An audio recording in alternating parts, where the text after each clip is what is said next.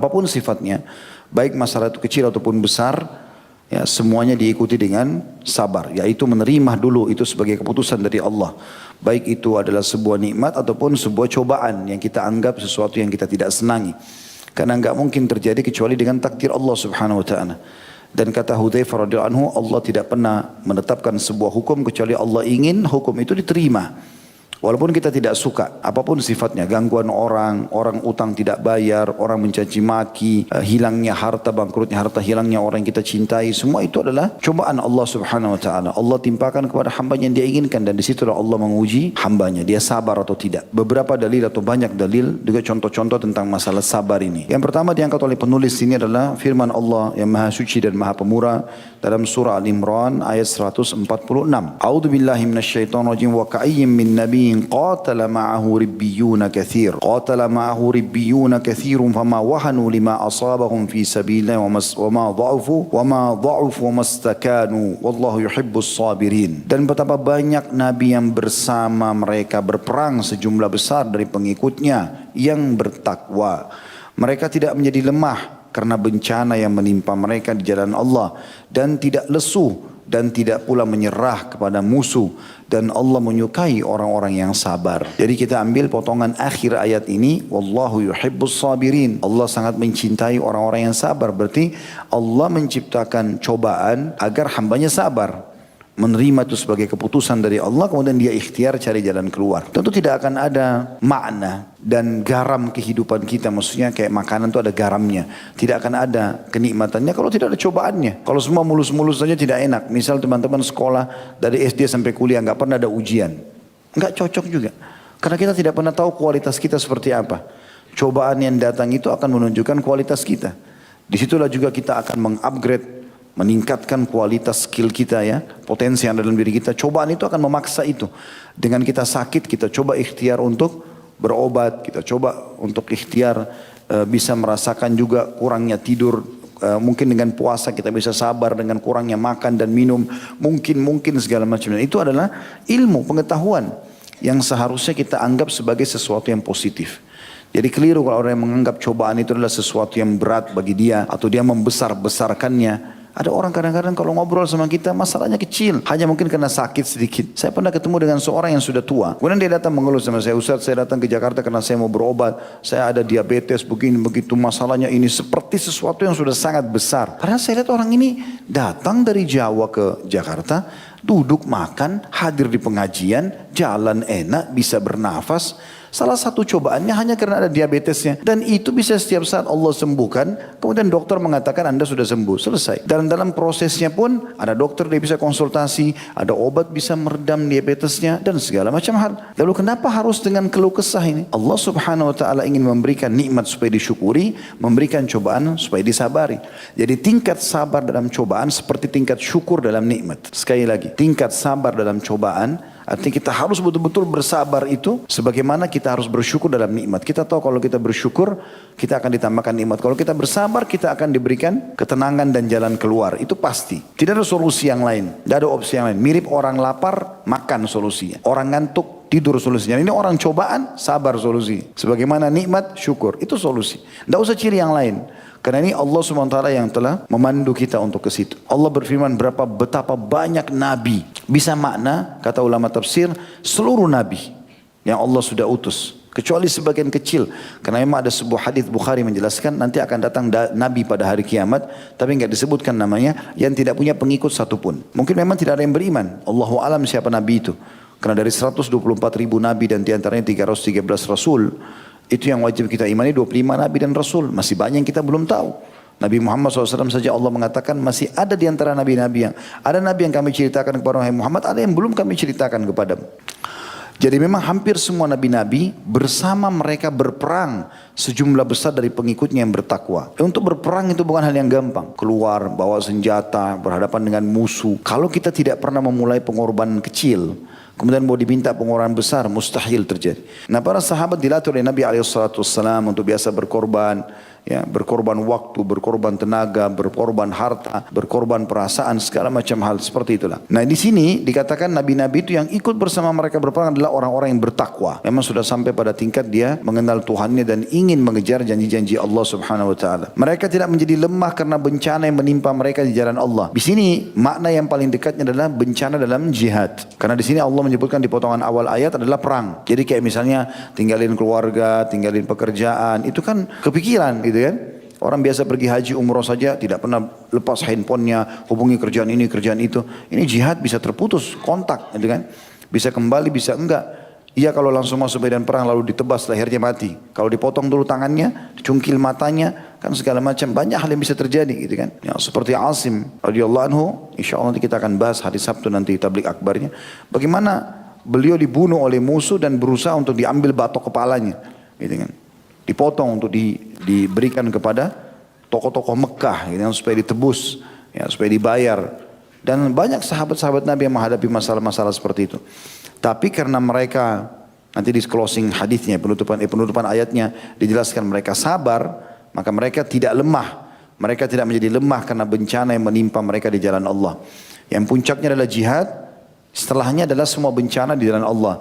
Bencana dalam menuntut ilmu, ya, mungkin godaan orang, dihina segala macam, ditolak ilmunya, apalah. Mungkin dalam perdagangan gagal usahanya, mungkin dalam rumah tangga dia harus nasihatin pasangannya, mungkin anak-anaknya dia bersabar dalam memperbaiki mereka. Ini semua adalah bencana di jalan Allah Subhanahu wa taala yang kita disuruh bisa melaluinya. Tantangan hidup itu untuk dihadapi, bukan dihindari. Percuma, kalau untuk menghindari percuma, akan ada tantangan yang lain Allah berikan. Tapi kalau yang benar adalah kalau ada tantangan depan mata, hadapi. Kita hadapi dan senjata terkuat adalah sabar. Terima dulu itu takdir Allah, kemudian kita ikhtiar cari jalan keluarnya. Seperti itulah. Dan tidak juga lesu dan tidak pernah menyerah kepada musuh. Dia tidak pernah menyerah kepada syaitan, manusia dan jin yang berusaha melemahkan iman, menggoyahkan, ya. Tidak ada sama sekali. Dan orang-orang beriman selalu kokoh menerima keputusan Allah SWT. Sebagaimana dia nikmat bersyukur dengan nikmatnya makanan, minuman. Dia juga merasa nikmat dengan kesabaran yang Allah berikan pada saat musibah sedang datang. Gitu kan. Urwah bin Zubair rahimahullah, dia kakinya satu diamputasi, anaknya mati. Begitu dia pulang ke Madinah, orang-orang pada takziah ke rumahnya. Lalu mengatakan, sabarlah, beginilah, begitulah. Pada saat dia lihat banyak orang ngomong, langsung dia mengatakan, sebentar, jangan pernah ada yang mengucapkan kata-kata menyedihkan bagi aku. Karena ketahuilah, Allah telah memberikan aku 4 atraf. Atraf itu kayak 2 tangan, 2 kaki. Allah ambil 1, saya masih punya 3. Alhamdulillah. Allah berikan saya 4 anak. Allah ambil 1, saya masih punya 3. Alhamdulillah. Jadi luar biasa bagaimana mereka bisa melihat justru dari sisi yang lain. Pada saat sebuah nikmat Allah angkat, Allah berikan masih banyak nikmat yang tertinggal, kan begitu. Seperti tadi misalnya, saya kasih contoh ada orang mungkin belum punya kerjaan. Tapi kan Allah masih kasih dia mata, masih kasih telinga, masih kasih tangan, masih kasih waktu, masih bisa tidur, masih bisa makan, masih banyak temannya. Ada orang punya keluarga, cuma tidak ada kerjaan. Itu saja. Baik, sabarlah. Coba terima sebagai putusan Allah, tetap ikhtiar, cari jalan keluar. Kan seperti itu. Dan seterusnya. Dan Allah mengatakan setelah itu, dan Allah menyukai orang-orang yang sabar. Kata beliau, sabar secara bahasa adalah menahan dan mengendalikan. Seperti perkataan orang, fulan terbunuh karena ia sabar. Maksudnya apabila dia mengendalikan dan menahan diri. Seperti bunyi firman Allah yang maha suci dan maha pemurah dalam surah Al-Kahfi ayat 28. A'udzu billahi minasyaitonir rajim. Wasbir nafsaka ma'al ladzina yad'una rabbahum bil ghadati wal 'ashyi yuriduna wajha.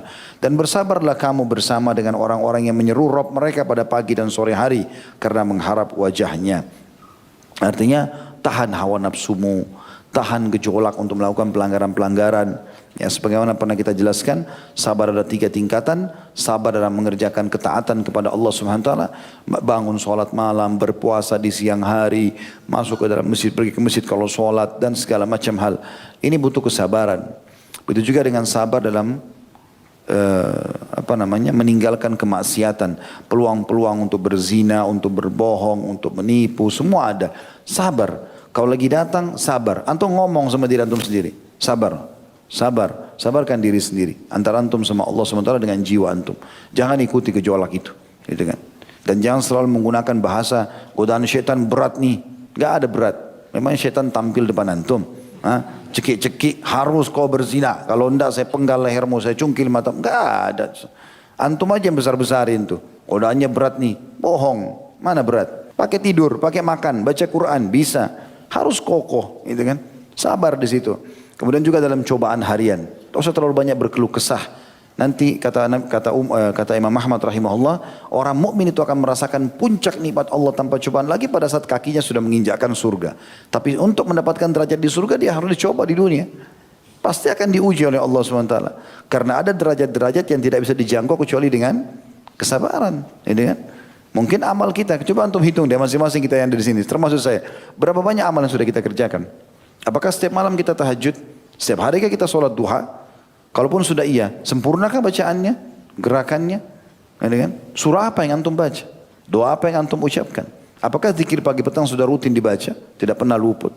Mengerti nggak maknanya? Apakah setiap hari antum sudah sedekah, jenguk orang sakit? Tiap hari ke bakti sama orang tua?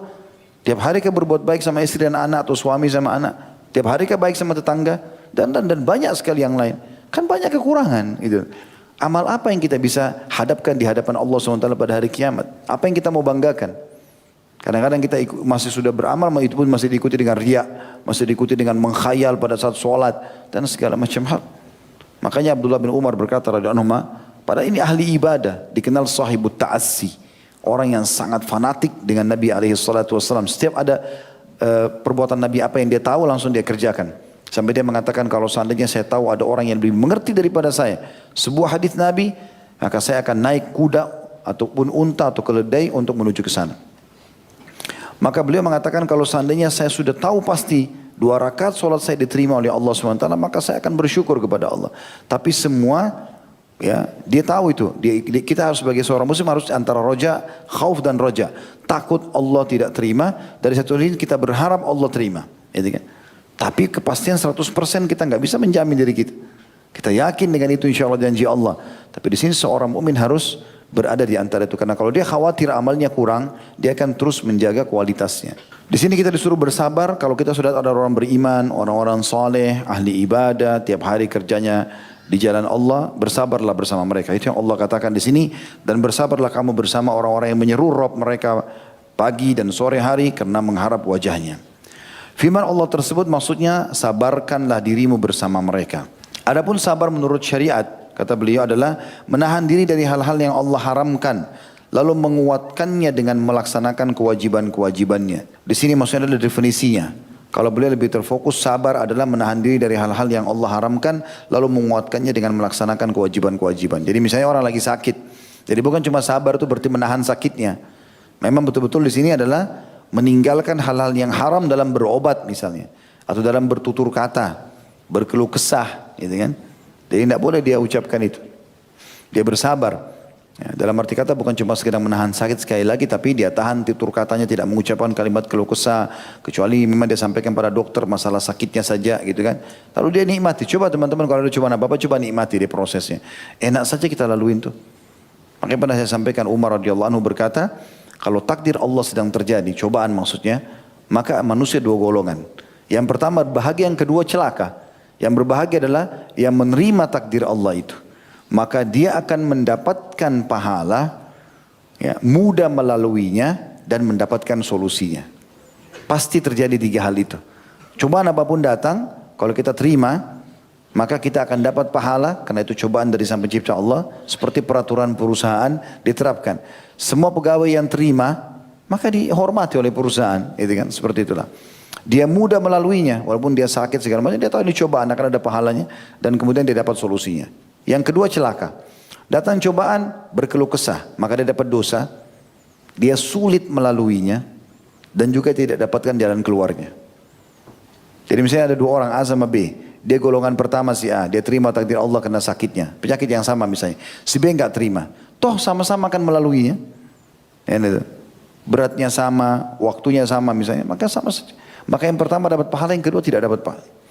Bahkan yang pertama akan mendapatkan kesembuhan dari Allah SWT, sementara yang kedua tidak. Misalnya makin berat cobaannya.